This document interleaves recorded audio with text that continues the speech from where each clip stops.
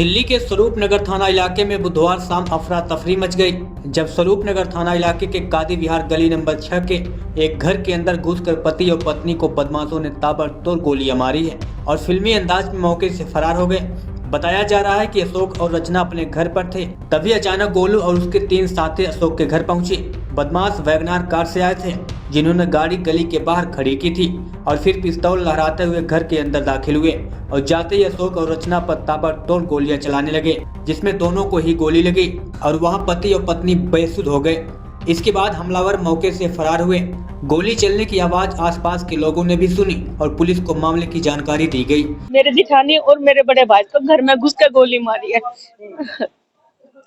क्या उस समय कितने बजे का आप लोग क्या ये इस बारे में तो कुछ नहीं कह सकती कितना क्या है, मैं दूर रहती हूँ। बच्चों ने बताया, मेरी बेटी है वहाँ पे जो मेरी जिठानी की लड़की है, उसने बताया कि चाची ऐसे ऐसे बात है कि गोलू ने गोली मारी है। बेटी ने बोला बकायदा घर में घुस गई।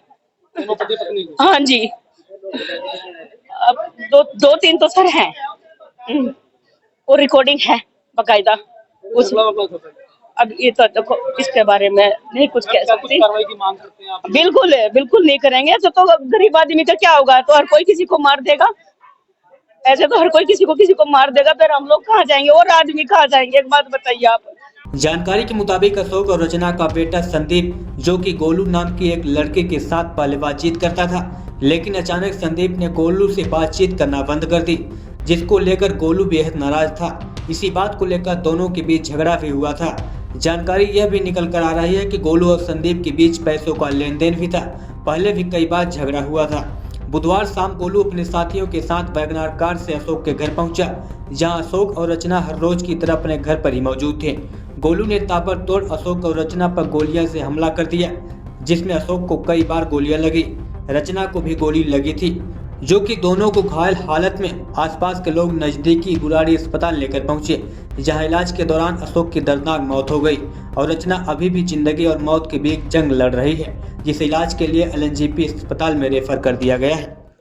देखिए, कादी विहार है और कादी विहार का सी ब्लॉक का गली नंबर 6 है। ये यहाँ एक परिवार किराए पे रहता था और आज शाम को अंधेरा भी नहीं हो पाया था ठीक से, उसी वक्त कुछ बाहर से बदमाश आए और आकर के जो है घर में घुस के जैसे दिन दहाड़े हत्या कर दी गई। 2 लोगों को गोली मारी, पति पत्नी दोनों को, और अभी खबर आई है कि पति की उसमें से डेथ हो गई है, मृत्यु हो गई है, और पत्नी अभी गंभीर रूप से जो है घायल है, सीरियस चल रही है। तो मैं समझता हूँ ये अपने आप में समाज में भय का माहौल जिस तरीके से बना हुआ है, तो इसके लिए प्रशासन जिम्मेदार है, इसके लिए सरकार जिम्मेदार है कि आप जनता में कॉन्फिडेंस स्थापित नहीं कर पा रहे हो। आप जनता बिल्कुल अपने आप को स्वतंत्र महसूस नहीं कर पा रही है। लोगों को शाम को घर से बाहर निकलने में डर लगता है, इस तरह के हालात हो गए हैं। जबकि होना ये चाहिए कि अपराधियों में भय का माहौल होना चाहिए। अगर पुलिस कड़ी कार्रवाई करे, पुलिस को इस तरीके की कार्रवाई करनी चाहिए कि अपराधियों में भय का माहौल बन जाए, अपराध हो ही नहीं। अभी पिछले दिनों यहाँ पिछले ही महीने एक मर्डर हुआ था, अब फिर आज ये 2 लोगों को गोली मार दी गई है। गोली मारना क्या लगता है कि बिल्कुल भी डर नहीं था? मतलब मैं तो समझता हूँ बहुत हैरानी वाली बात है कि हम 21वीं सदी में जी रहे हैं, दिल्ली देश की राजधानी है और यहाँ इस तरीके से दिन दहाड़े हत्या हो जाती है। घर में घुस के बाहर से कोई आके गोली मार दे, ये कितनी खतरनाक बात है अपने आप।